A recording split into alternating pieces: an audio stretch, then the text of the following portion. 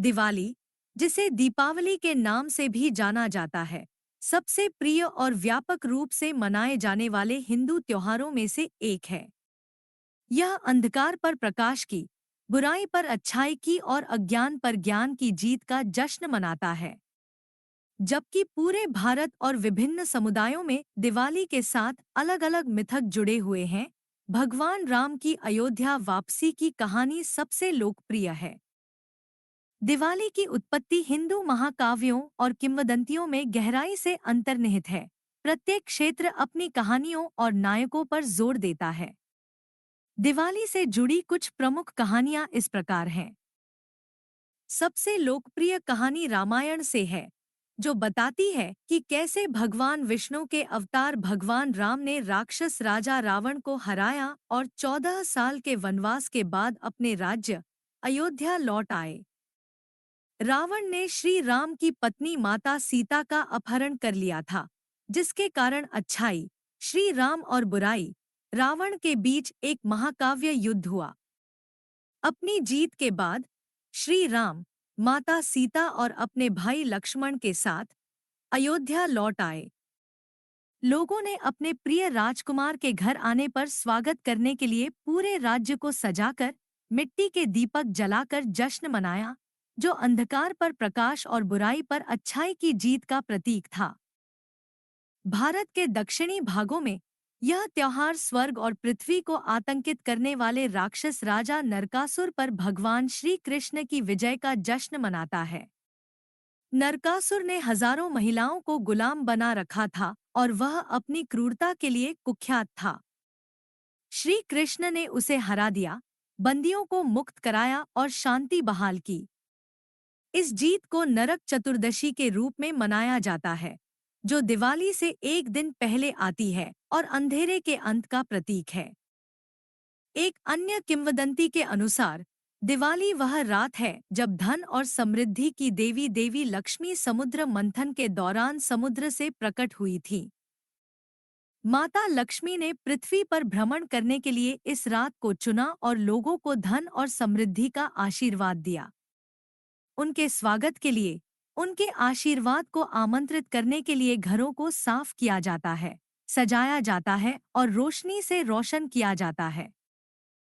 भारत के कुछ हिस्सों में दिवाली भगवान श्री कृष्ण द्वारा देवताओं के राजा इंद्र द्वारा भेजे गए तूफान से वृंदावन के ग्रामीणों की रक्षा के लिए गोवर्धन पर्वत उठाने से जुड़ी है। यह आयोजन दिवाली के अगले दिन गोवर्धन पूजा के रूप में मनाया जाता है। इनमें से प्रत्येक कहानी एक शक्तिशाली संदेश देती है, जो विजय, भक्ति और सामुदायिक एकता के विषयों पर प्रकाश डालती है। दिवाली का पर्व पारंपरिक रूप से 5 दिनों तक मनाया जाता है।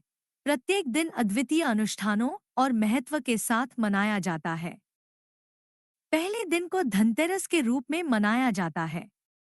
यह दिन धन और समृद्धि को समर्पित है। लोग धन का प्रतीक होने के लिए सोना, चांदी और बर्तन खरीदते हैं, क्योंकि ऐसा माना जाता है कि यह सौभाग्य लाता है। समृद्धि का स्वागत करने के लिए घरों और कार्यालयों की सफाई की जाती है, जो एक नई शुरुआत का प्रतीक है। बुरी आत्माओं और दुर्भाग्य से बचने के लिए भी दिए जलाए जाते हैं। कई लोग अच्छे स्वास्थ्य के लिए इस दिन औषधीय जड़ी बूटियां भी खरीदते हैं। दूसरे दिन को नरक चतुर्दशी या छोटी दिवाली के रूप में मनाया जाता है। यह दिन नरकासुर पर भगवान श्री कृष्ण की जीत का प्रतीक है, जो बुराई और अशुद्धियों को दूर करने का प्रतीक है। रोशनी के आगमन का संकेत देने के लिए घरों को रंगोलियों और छोटे दीपकों से सजाया जाता है। आलस्य, नकारात्मकता और अशुद्धियों से छुटकारा पाने के उद्देश्य से लोग अनुष्ठानिक तेल से स्नान करते हैं और नए कपड़े पहनते हैं। तीसरे दिन को दिवाली या लक्ष्मी पूजा के रूप में मनाया जाता है। दिवाली का मुख्य दिन देवी लक्ष्मी और समृद्धि और प्रचुरता के लिए उनके आशीर्वाद का जश्न मनाता है। लोग आने वाले वर्ष के लिए उनका आशीर्वाद आमंत्रित करने के लिए धन की देवी की एक अनुष्ठानिक पूजा, लक्ष्मी पूजा करते हैं। फूल, मिठाइयाँ, फल और सिक्के चढ़ाए जाते हैं। इसके बाद स्वास्थ्य, धन और सद्भाव के लिए प्रार्थना की जाती है। घरों, दरवाजों और खिड़कियों को दियों की पंक्तियों से रोशन किया जाता है, जो अंधेरे को दूर करने का प्रतीक है। जश्न मनाने के लिए परिवार आतिशबाजी और फुलझड़ियों के लिए इकट्ठा होते हैं। परिवार विभिन्न प्रकार की मिठाइयाँ और पारंपरिक खाद्य पदार्थ तैयार करते हैं और दोस्तों, पड़ोसियों और कम भाग्यशाली लोगों के साथ साझा करते हैं। चौथे दिन को गोवर्धन पूजा या अन्नकूट के रूप में मनाया जाता है। यह दिन श्री कृष्ण द्वारा वृंदावन के ग्रामीणों को इंद्र के प्रकोप से बचाने की याद दिलाता है।